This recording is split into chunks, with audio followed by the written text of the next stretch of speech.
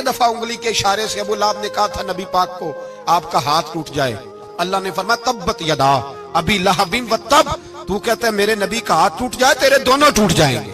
اور سنو ابو لہب کا حال کیا ہو۔ ابو لہب کا معنی ہے ابو لہب شولوں کا باپ، لہب شولوں والا۔ کیا مطلب؟ ابو لہب اتنا حسین و جمیل تھا کہ اس کے جو رخسار تھے شولوں کی طرح چمکا کرتے، اتنا خوبصورت تھا، لال سرخ رنگ تھا، خوبصورت آدمی۔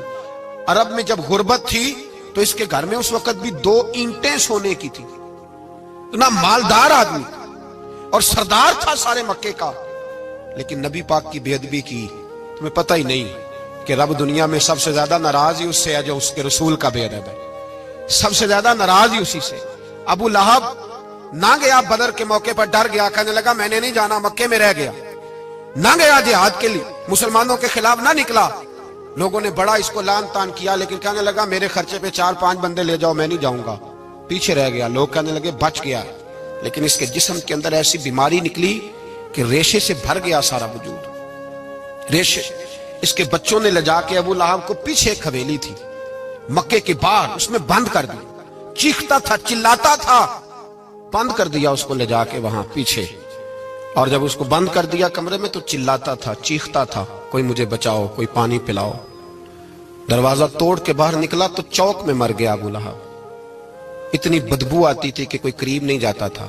چوک میں لاش پڑی تھی، یہ ہے میت کسی بے ادب کی، منہ دکھانے کے قابل نہیں، ان کے دشمن پہ لعنت خدا کی، رحم پانے کے قابل نہیں ہے۔ چوک میں لاش پڑی ہے، تبت یدا ابی لہب و تب، چوک میں پڑی ہوئی ہے، کوئی قریب نہیں جاتا۔ اس کے بیٹوں سے لوگ جا کے کہنے لگے تمہارا باپ تھا، شرم کرو۔ ایک ملازم کو پیسے دیے اس کے بیٹے نے، کہا گڑھا کھودو اور میرے باپ کو رسی کے ساتھ پکڑ کے اس میں پھینک دو۔ ایک گڑھا کھودا مکے کی گلی میں اور رسی کے ساتھ پکڑ کر، رسی کے ساتھ باندھ کر اس کی ٹانگ کو گھسیٹ کر اس گڑھے میں ڈال دیا، اوپر سے مٹی ڈال دی، بدبو کا وہ ڈھیر بند کر دیا۔ ابو لہب مکے کا سردار تھا، پر جانے کہاں مردود دفن ہے۔